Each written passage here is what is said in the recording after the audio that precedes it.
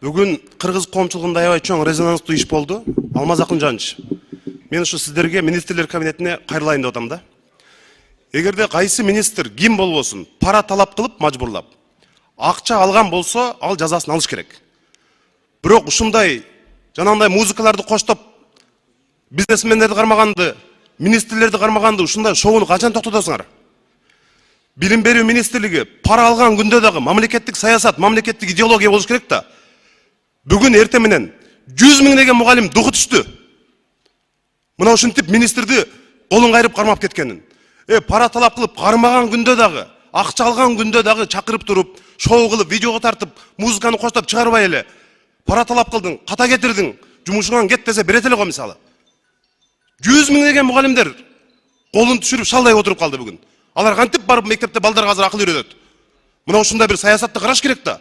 Пара талап кылып алган күндө дагы чакырып түшүндүрбөйсүңөр, акча талап кылдың, туура эмес, тергелесиң, жумушуңан арыз жазып берип кет деп.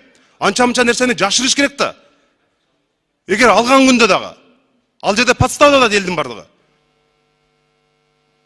Соккурдук мугалимдерге, айлыгын көтөрдүк, башка дейбиз. Азыр кантип барып жаш жеткинчектерге министри пара алып атса, окуучуларга кантип акыл айтат? Мугалимдердин үстүнө муздак суу куйгандай мамиле кылдык да. Болду эми жетишет. Туура бизнесмендерди кармап атасыңар, башкасын кармап атасыңар. Камалбаган министр, камалбаган бир акчалуу киши калбайт окшойт Кыргызстанда. Кетет эгер ушундай берсек. Мамлекеттик кызматка ким барат? Эч ким барбайт.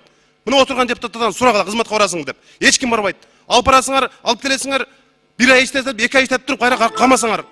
Эч ким барбайт мына. Жалаң, саватсыз, эч нерседен коркпогон макул түрмөгө отура берем дегендер барып анда мамлекеттик кызматка иштесин.